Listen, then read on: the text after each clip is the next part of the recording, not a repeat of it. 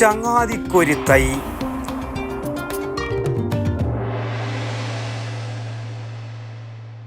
ഇപ്പോഴത്തെ കുട്ടികളുടെ IQ level വളരെ ഹൈ ആണ്. അത് നിലനിർത്തണമെങ്കിൽ പ്രോട്ടീനും കാൽസ്യവും അടങ്ങിയ ശുദ്ധമായ പശുവിൻ പാൽ ദിവസവും കൊടുക്കും. നിങ്ങൾ കഴിക്കണം. ജനതയുടെ പാലും നെയ്യും ഭക്ഷണത്തിന്റെ ഭാഗമാക്കണം.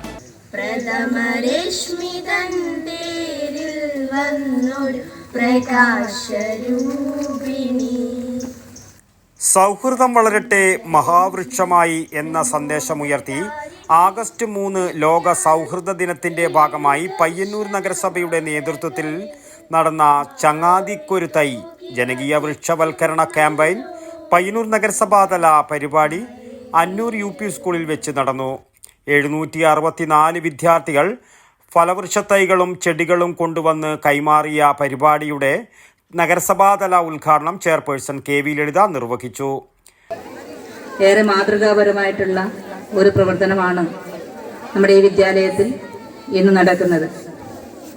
സൗഹൃദ ദിനത്തിൻ്റെ ഭാഗമായി പരിസ്ഥിതിയെ സംരക്ഷിക്കാനും പരിസ്ഥിതിയെ സ്നേഹിക്കാനും ഉള്ള മനസ്സ് നമ്മുടെ കുട്ടികളിൽ വളർത്തിയെടുക്കുക എന്നുള്ള ലക്ഷ്യത്തോടു കൂടിയിട്ടാണ് ഈ വിദ്യാലയം ഈ ഒരു ക്യാമ്പയിൻ സംഘടിപ്പിച്ചത് എന്നുള്ളതിൽ ഏറെ സന്തോഷവും അഭിമാനവും തോന്നുകയാണ്. നമ്മുടെ നാടിനകത്ത് ഓരോ വർഷം കഴിയുന്തോറും ഉണ്ടാകുന്ന കാലാവസ്ഥാ വ്യതിയാനങ്ങൾ അതിൻ്റെ ഭാഗമായിട്ട് പല രീതിയിലേക്കുള്ള പ്രയാസങ്ങളും നാം അനുഭവിച്ചു കൊണ്ടിരിക്കുകയാണ്.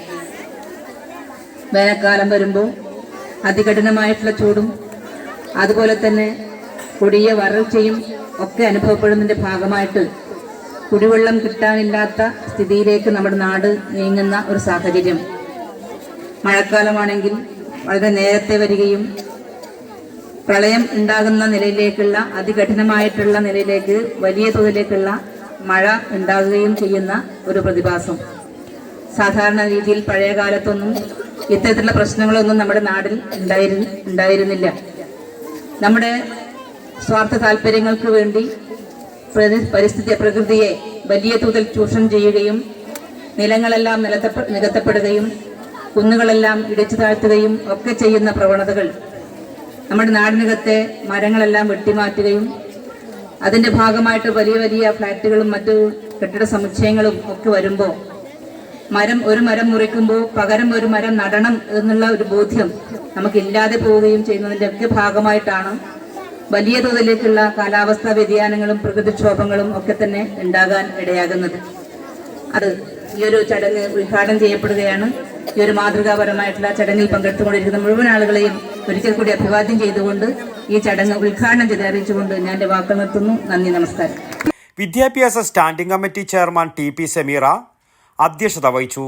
നഗരസഭ clean city manager PP Krishnan, public health inspector Ajitha KV, ശുചിത്വ mission YP Hridyamol Harindran, school പ്രഥമാധ്യാപിക Bindu PU, PTA president AK Binesh, mother PTA president Aswathy Prakashan, senior assistant charge TP Nisha എന്നിവർ സംസാരിച്ചു. ഹരിത കേരള മിഷനും ശുചിത്വ മിഷനും ചേർന്നുള്ള പരിസ്ഥിതി സംരക്ഷണ പ്രവർത്തനങ്ങളുടെ ഭാഗമായി ജൂൺ 5 ആരംഭിച്ച് സെപ്റ്റംബർ 30 വരെ വിദ്യാലയങ്ങൾ, കോളേജുകൾ, കലാലയങ്ങൾ, ഓഫീസുകൾ എന്നിവ കേന്ദ്രീകരിച്ച് വിപുലമായ ജനകീയ വൃക്ഷവൽക്കരണ ക്യാമ്പയിൻ പരിപാടികളാണ് ആസൂത്രണം ചെയ്തിരിക്കുന്നത്. News bureau, Payyanur. ശ്വാസം വലിച്ചോട്ടെ. എത്ര വയസ്സ് വരെ പാൽ കൊടുത്തു? 1 വയസ്സ് വരെ.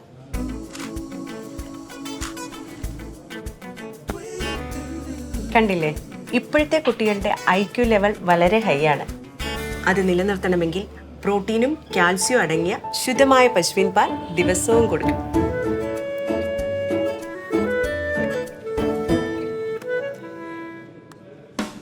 ഇപ്പൊ ജനതാ പാൽ എല്ലായിടത്തും ഉണ്ടല്ലോ.